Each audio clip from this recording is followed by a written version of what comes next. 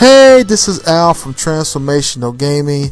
If you like the content that we're putting out, please hit the subscription button. Also, please hit the bell button to get the latest in gaming reviews. Also, follow me at Twitter at transform_gamer. It was good to come back and do some reviews. Now, I understand this game is incredibly old. It actually got released in February, and here it is darn near December. And we're just now reviewing it. But to be honest with you, it's kind of one of those things where I'm kind of catching up from the year in gaming because you know, I just really haven't had the time to play these games until recently. So with that being said, with the time that I have during the holidays, I'm going to definitely use that time to talk about games and play games and definitely review them. And please subscribe to the channel. We got new stuff coming out, and I'm excited about it. And the channel is growing. We've gotten a lot of views from the channel, and we've also added at least 5 more subscribers than I had when I last did my review. So that's good, but we want more growth. More growth. So please subscribe and let us know. Comment in the comment section. You know, let me know, hey, look, I'm not really feeling this channel, or you know what, I understand your opinion about this game, but I disagree, and here's why. So okay, with all that being said, let's get into it. There's a lot of things you can say about Horizon Zero Dawn, but one thing you cannot deny are the graphics. The graphics are second to none. I've played the game over and over again. I've probably stopped and started again so many times, and each time I come back into the game, I'm just amazed by not necessarily the animation, but just how the lighting bounces off of everything. Everything seems to have some type of plume to it, and you can really see it. I was recently able to obtain a method for being able to output higher quality videos. Hopefully when I upload these to YouTube, they won't downgrade them too much. Hopefully in these newer videos you will be able to see a lot less color banding. However, the graphics in Horizon Zero Dawn are outstanding.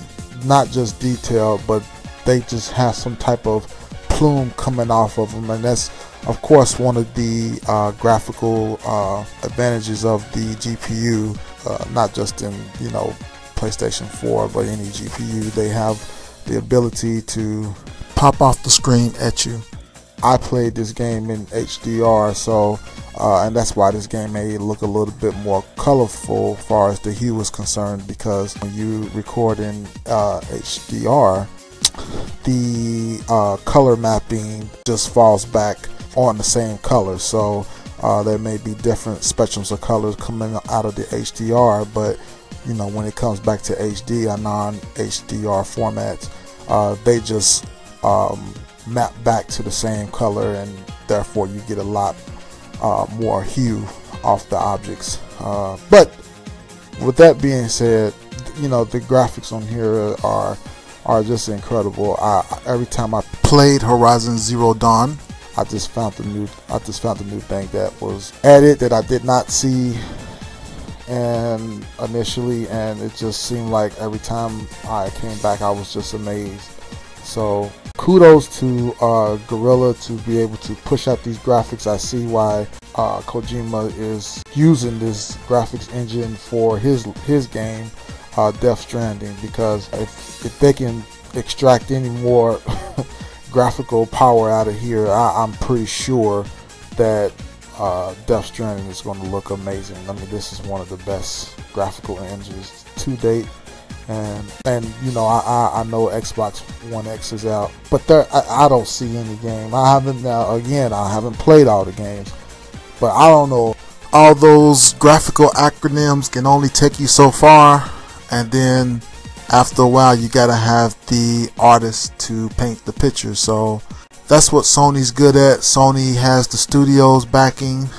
They're a film industry as well as a music industry company. So Sony has that on their side, and Microsoft is a software company that builds arcade games. So, and that's the difference right there.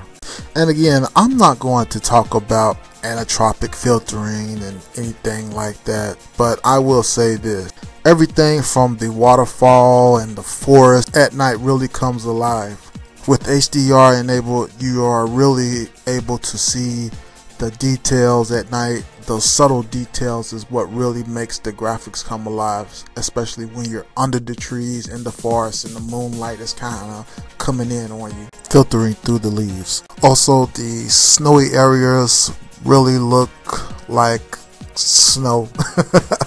You rarely get to see a game that can really mimic all of the natural representations of different areas of the world, you know, be it in Antarctica regions or in tropical regions. Horizon Zero Dawn really does a really good job with mimicking farm areas, tropical areas, and snowy regions. Okay, so the topic of my next discussion is gameplay. Now, my overall impressions of the gameplay is that it's pretty good. Of course, you have weapons that are able to do certain damages or have certain strengths and weaknesses and things like that. So I do get that. I do understand that. However, my impression is that for the most part, the character overall was pretty much underpowered. And I'm not saying that I wanted this game to be dog easy, but really, in my opinion, there was no real weapon combinations that can really do any damage. Like, even when you take the armor off of the enemies, like, I still felt like my weapon wasn't able to do a significant amount of damage. And to me, like, the game became a tour de force. Like, you know, and I had the same problem with Cuphead. You know, I just felt like that the character was just underpowered. There was really no real weaponry. Now, I will say this: the gameplay for Cuphead was a lot less diverse than this game right here. At least you do get different types of weapons, different types of arrows and stuff like that. But for the most part, I just felt like most of the main weapons were pretty much out of reach for most of the game, and you had to play a majority of the game on a weapon that is less powerful in order to store up enough money to buy the weapon that you really wanted. And I get it as well. They factored in a lot of different situations to get the weapon or to obtain the weapon. One of the things that you have to do in this game is hunt. You have to do a lot of hunting, and the good thing is the hunt is not that bad. It gives you reasons to use the investigation mode, I like to call it. And the reason why I call it that is because that's what it was called on the original game that used that mode, which is Batman. Batman used that mode, and basically what it does is just have you see deeper into the level and see behind walls and stuff like that. But I digress. The point is that you can use this mode to definitely be able to, you know, farm for animals and things like that. That has different combinations that you need to trade for weapons. And I'm not saying that anything is broken or, you know, something was unfair. I just felt like you just really had to store up a lot of money and do a lot of hunting in order to get what you want. And really, it wasn't until my second playthrough that they allow you to keep and retain all of your weaponry and your strength that I found that, okay, well, these monsters or whatever the enemies are a lot more comprehensible as far as being able to have a fair fight and beat them without having to fight for like an hour. You know, some of the enemies on the game, they're very powerful. I mean, you can fight up to an hour. if you're not careful, you can actually fight for an hour and actually lose to that one fighter or that one combatant. So definitely something I didn't like about the game. I guess it was a good and bad scenario, because you know, while you were able to have some type of achievement feeling once you beat the enemy, at the same time it was really frustrating, especially when you would fight one monster or one enemy and then another pack of enemy will come. I mean, and then they all just squash you. You know, so and don't get me wrong, that's not necessarily a bad thing. It's just not fair. You know, the first time it happened to you, I was like, oh yeah, that's cool, you know. But after the 15th time it happened to you, it's like, oh, I don't think I like that. So that's one thing that's bad about the game. But outside of that, my overall impressions of the gameplay are pretty good. I had fun for the most part fighting all the enemies and being able to use some of the mechanics and some of the strategies to defeat the enemies. As you can see right here, one of the strategies is actually knocking off a weapon off the enemy and using it to fight against them. So that's not a bad thing. I mean, that's actually a good gameplay item. And so yeah, you know, it does require some significant amount of skill to play this game. And so I would say overall I had fun. I just think that I would like to see in the next game it not be so challenging just to fight one enemy. But outside of that, you know, I'm pretty sure they're going to make a Horizon Part 2.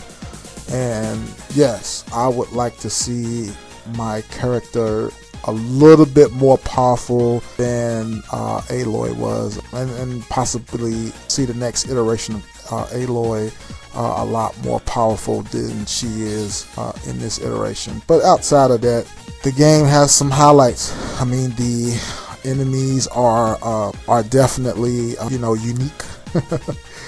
They may use them the same sometime in some situations. If you're, you know, feeling up to it, I mean, you can you can fight a whole lot of enemies at the same time that take hours and hours to beat. Like, this guy is a common enemy on one of the levels, and there's other enemies right there to fight along with them. So it's definitely a game that is very challenging if you don't use some of the strategy, and if you want to go in brute force, you definitely can do that as well. But yeah, overall the game is enjoyable, and if you're patient enough with it and stick to it, you can definitely be able to eke out some gameplay elements of it and have a good time with it.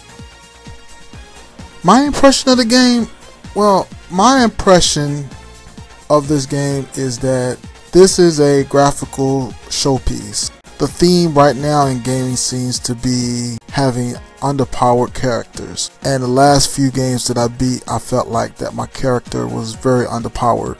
And again, I'm not looking for a free ride or anything, or any type of code that will allow me to be more powerful. The problem I'm having is that I just think that there's no way to get through the game without dying a significant amount of times. And I'm talking about a real significant, you know, without having to go back through and replay a level or a boss over and over again.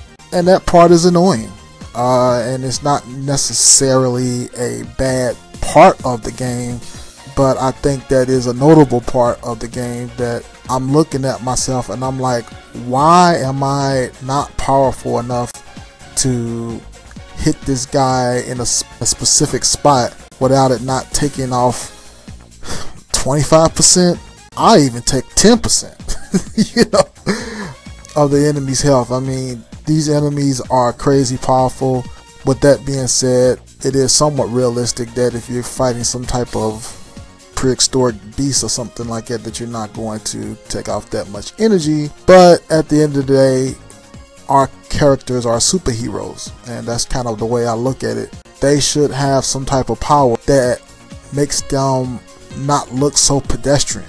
I mean, Aloy, there are some places on your first time through the game you're not going to be able to go, because her character is so weak that there's not enough game for her to build up enough power in order for her to fight some of these enemies that they have throughout the game. You have to actually beat the game, then come back and fight again. You know, I don't think that's the best look for a game. You know, I don't know. Y'all let me know. Y'all tell me what y'all think. Yeah, I'm not saying that this is a bad game, and because of that, I just think that the game is suffering because of that. You know, you try every combination of a weapon. You know, you try to fight, hoping that you get stronger, but at the same time you're using a lot of resources because your character is not that strong. So you have to, yes, you have to definitely avoid the character and use some of the stealth mechanics, which actually saves the game. I think some of the stealth mechanics are pretty good. The way they have it done, I wish the animals wouldn't be so sensitive, but you know, and when I say sensitive, I mean sensitive to alert. I guess if you don't have them sensitive enough, then the game could be easy, and there are other outfits that you can get, different outfits for different things, like magic outfits for enemies who use magic to use as a weapon or whatever, and you're able to combat against that. You're able to get handling abilities to allow you to handle your weapon and shoot faster. You're able to get armored outfits that allow you to be more stronger as far as taking physical attacks. There is all type of armor and all type of weaponry you can get for magic enemies who are sensitive to different magics and different elements. Don't take me as not knowing how to play the game. Of course I know how to play the game. It's not that. It's not that I don't know how to play the game. I've played plenty of games like this. The real issue is that my expectations for a game like this may be a little bit different than what the developer was thinking. And you know, it's not something that I have to say, well, you know, this game is bad because of it. I mean, it's not necessarily that. It's just that, you know, I'm used to feeling empowered when I play a character, and unfortunately when I play as Aloy, I feel like that she's not as strong, and they seem like they're trying to get that across, that hey, look, you're playing with a female character, and this female character may have agility and stuff, but it doesn't have strength. And I think that an element that doesn't have to exist in the game because we're in a fantasy land, we're not in real life. So go figure. Those are my impressions of the game. You guys tell me what you think. So 2 3/4 star out of 4. Some may look at that score and say, you know, that game's not that good according to you, but I think it is. I think the game is pretty good. The score hopefully reflects that, but I also needed to score it at a point where I have to be honest. There are some things that the game is lacking. For example, I would have loved to talk about the weapons that Aloy get. The problem is that for most of the game you're fighting with a fire bow and you're fighting with a regular bow. Yes, there's tiers to the piercing power of the bow, but at the same time, you know, those are the only really 2 bows that you have, is the regular bow and the fire bow. And not until toward the end that you really have the bow that you really want, which is the magic bows. You can't really talk about that because you don't get them until toward the end. So yeah, that's probably one of the reasons why I gave it the score that I gave it. You know, there just wasn't enough room to really have an impression on the weapons that you have, and really the weapons that you do have, they're not that powerful. So that's not to say this is a bad game. The character is severely underpowered, and probably the staff that you got for melee combat is probably your best bet in many cases when you have enemies that don't have ranged weapons. And that's just about it. If you like the channel, please give me a like, as I described earlier. Subscribe to the channel, hit the bell button to see the latest uploads. Also comment in the comment section. Tell me what you think about the game. Have you played it? Have you beat it? In my opinion, not too many people are going to beat this game. It's kind of the same criticism that Uncharted had, was that the enemies are bullet sponge. And that is definitely true for Horizon Zero Dawn. I mean, you have to shoot that enemy so many times, and I guess one thing about the game is that the faster you shoot, the more power is taken from the enemy. However, I did enjoy my time with the game. Again, tell me what you think. This is Al from Transformational Gaming, over and out.